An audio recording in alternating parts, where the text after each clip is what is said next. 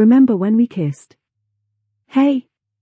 Charles called, drawing the word out, as a greeting from a person I hadn't seen in a while. He extended his arm with a firm handshake. How are you?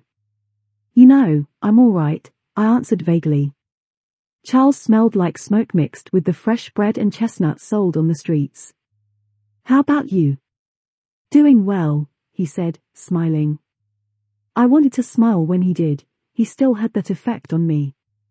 That's good. Wanna go get a drink? Sure. We walked away down the street. To anyone else, it would have looked like a meeting of two old friends, which, in part, it was. But Charles and I knew it was something different. It was a signal.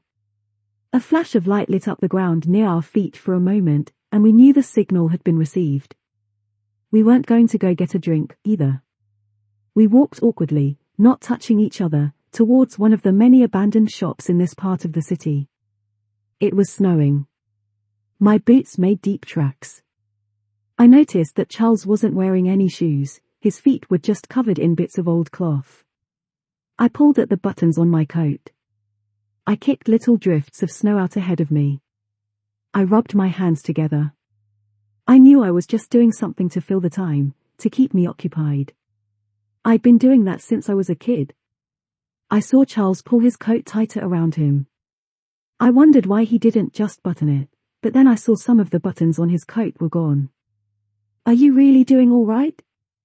I asked, just to say something. As soon as I said it, I saw a change in him. Yeah, fine. He didn't sound angry, but I've always been able to tell when he was lying, though today I didn't know why he would. We didn't speak again until we got to the shop, our shop, though we didn't really own it. The display windows in the front were broken, and glass littered the floor. There was graffiti on the walls, inside and outside, and a rotted old wood sign above the equally rotted door that said, Melbourne Music. There used to be instruments lining the walls, evident by the metal hooks that remained. A grand piano was the central point in the room.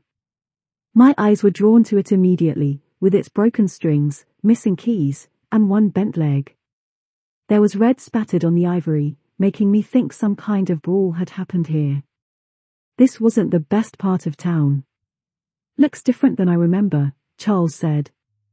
In the warm glow of the setting sun, I saw him try to smile. It was the same smile I remembered, sort of tilted, crooked, cute. But it no longer looked carefree like it used to. It seemed tired and overwhelmed. Did you ask Chase to come? I said. Yeah, but he said he couldn't. Do you know he has a kid now? Oh. I was surprised by this, and maybe a little saddened. I knew I should be happy for him. I didn't know why I wasn't. Good for him. Yeah. More lies. We stood there silently until we heard a thump outside. By now, it was too dark to see. Who's in there? A deep voice demanded. I heard a metallic flick from beside me. I was too afraid to look. Put your hands up. The door was thrown open on its rusty hinges, and a figure entered. I lit a match as the door opened, illuminating the features of Henry Anwall, not a police officer. Jesus Christ. I said, and stumbled backwards into the piano, playing discordant notes. What's wrong with you? I laughed, catching my breath. I turned around to look at Charles behind me. He was tucking something into his pocket. His knife. His hands were shaking, and he didn't say a word.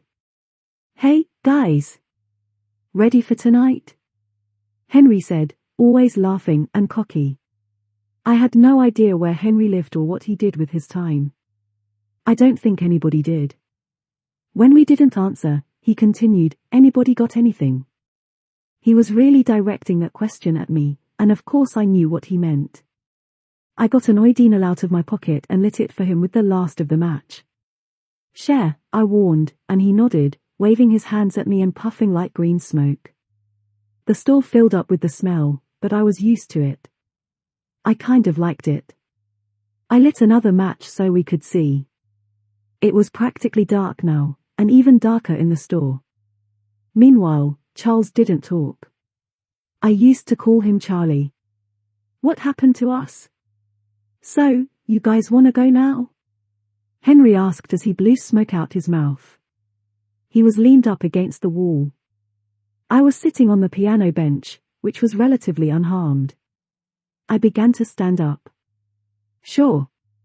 Charles was farther back in the shadows, enough so that even with my small light, I couldn't see him at all. Wait. I don't think I should do this year. Come on, we've done it every year since we were kids. Besides, you hate the guy, Henry said. Yeah, well, smashing the former mayor's window isn't exactly legal. Since when do you care? You raised a knife at me a few minutes ago because you thought I was the police. Henry protested. I do now. Ansel? I dunno, I said uneasily. Henry may be overconfident and reckless, but he was right about one thing. Since when was Charles afraid to get in a little trouble? Something was going on. Really? Now you're backing out? What happened to you guys? I swear, it's like you're in love with Charlie or something, the way you always side with him. It's always been this way, ever since we were kids. I'll just go by myself. He laughed bitterly. Wait, Henry, I never said that but really, what was I protesting against? Henry stalked out the door, alone. He quickly disappeared into the darkness. My match went out again, and I didn't bother getting another. Henry had taken the oidinal with him. And if there was no light, no one would know we were here. I might have laughed when Henry played that trick on us, but it scared me. Is something going on? I asked into the darkness. I heard a sigh. So you know last year, when I said money was tight? I nodded, then remembered he couldn't see me. Yeah. I lost my job. My landlord kicked me out when I couldn't pay rent. You could have asked me for help. I didn't want to bother you. Don't say that. Silence. Where have you been living? I asked tentatively. Everywhere. Places like this or benches when it's nice enough. I'm a busker now. I can make enough every day to get a little food, and this guy I know gives me a beer if I clean the bar. A pause. Sometimes I drink from the gutters. We sat in silence for a while. I really didn't know what to say. I lit an oidinal.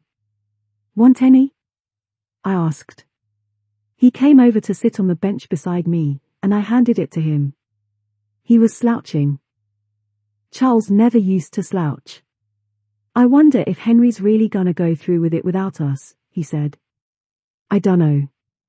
Remember the time he got drunk and said he was fireproof?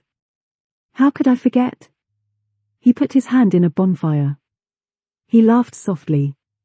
His laugh was the most familiar, most calming sound in the world to me. I wonder if he still has the scar. I was smiling. There was the time Chase started taking his clothes off in the bar and we had to take him home. Yeah. That was a less than fond memory for me, for a lot of reasons. Weren't you, like, talking to a girl or something and he puked down her shirt? Yep. That was one reason. The girl had screamed and tried to punch him, then ran to the bathroom. I had been drunk. That was the only reason I'd talk to her. More quiet. We passed the oidinal back and forth. Oidinal was something I'd been doing since I was around 12 years old, probably. It didn't exactly get you high, and you couldn't really get addicted to it. It was somewhere in between. I knew it wasn't good for me, but oidinal gives me a sense of calm that I can't accomplish on my own. My head is always buzzing, non-stop, with all kinds of noises, voices, accusations, just thoughts that I can't turn off. Oidinal takes it away, if only temporarily. Remember when we kissed? Charles said, so quietly I almost couldn't hear him. I was shocked. We hadn't ever brought that up. That time in our youth seemed, for a while, to just stay in our past. When we had grown apart, it disappeared. I thought he'd moved on, and I guess I thought I had too. My heart thumped in my chest. Yeah, I said breathlessly after a moment. Can I call you Charlie? It was quiet, then he said thoughtfully, yeah. I don't know why you ever stopped. Do you think Henry knows? About how we used to be? Yeah. No. Henry thinks too fast to know what's going on right around him, he replied. Do you remember how we used to call each other names when the others weren't around? Yeah. I paused here. Do you think Henry and Chase would understand if we told them? Why would we? You know the punishment for that. I don't know what they think. Oh. Silence. Did you catch what Henry said, just before he left? He asked, and it seemed like then, in the darkness, we were the only two people in the world. How could I forget? It was something that no one else would catch but me and Charlie. Are you still? I kissed him, and he kissed me back. Almost awkwardly, but I remembered when we used to do that often, whenever we thought it would be safe. I remembered a scene from when we were teenagers. Ansel? Charlie's voice, from across his great uncle's empty music shop. Yeah? Did they leave? Aha. I was sitting on a piano bench, possibly the same one I was sitting on now. Well, I gotta go. Bye, hun, love YA, he said as he picked up his coat from beside me, and leaned over to kiss me. It had all the buttons on it, and he was wearing shoes. There weren't circles under his eyes and stress lines on his forehead. There wasn't unshaven stubble growing on his chin. But now, I didn't care about how much he'd changed, how much everything had changed. I used to think about times like that, and it would make me unbearably sad. It would feel like a stab in the chest to know I could never have that again. I always hate when people say, don't be sad it's over, be glad it happened. What's the point of that? I missed him, and I wasn't going to sit there happily, knowing I might not ever see him again, and knowing if somehow I did, and things went back to the way they used to be, that there was always a risk. Always a risk. Someone would find out eventually. Now I had it all again, and I wasn't ready for it to be taken away. I heard the smash of glass, far away in the dark night. I felt his arms wrap around me in the embrace I never thought I would feel again, his arms protecting me, keeping me safe from anyone who would try to hurt us. I hugged him back, and let the oedinal fall to the ground. I rested my head on his shoulder. I wanted to stay like this forever. I heard a sound. A gasp. Henry had opened the door. What the dash?